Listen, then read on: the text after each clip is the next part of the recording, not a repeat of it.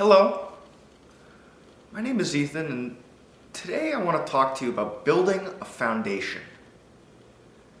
I'm talking about the skills that are very basic that we use every day to do whatever it is we do. For me, it's playing the drums. I could go on to tell you about each individual basic skill that it takes to play the drums, such as holding the sticks, such as playing with good technique, such as playing with good posture and playing with good time. Also, probably not playing too loud. But I want to talk to you about how important these things are.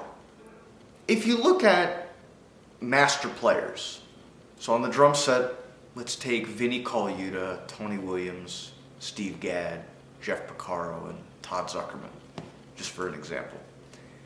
Their foundation is much deeper than, let's say, mine or maybe yours.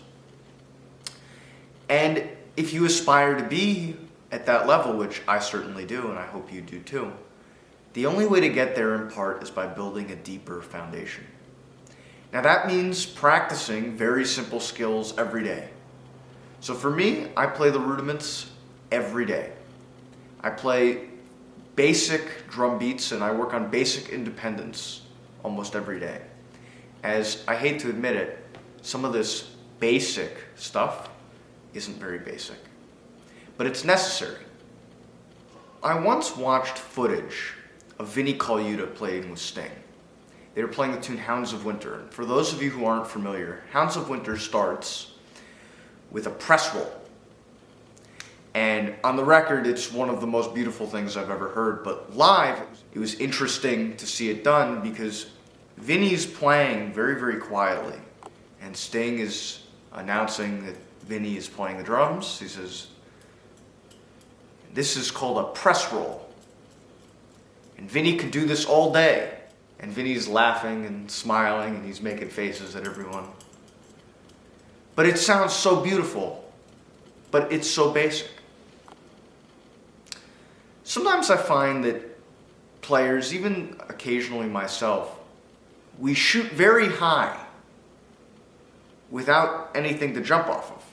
So when we jump, the likelihood that we reach whatever we're going for is very slim, and therefore might make the attempt sound shaky, or you can't even make the fill or skill at all. Now, I often talk to my students about building a building and how I sometimes feel that naturally you kind of have a foundation and you kind of have like the first, second, and third floor. But when we hear music that's on the 10th floor. And unfortunately, naturally, maybe we don't have, from 4 to 9 built. So that 10th floor is supported on nothing. It's levitating, which is really dangerous and impossible if you think about it. So one of my first jobs as a teacher is to help them fill in those gaps. You can do this with your own practicing. Record yourself and pick out something that you think you could do better and work on it. In many of my videos, I've broken down very, very simple things.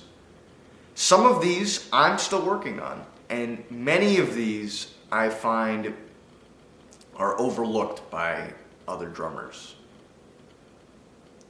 So, please watch my other videos, and I look forward to seeing you in the next one. Have a good day.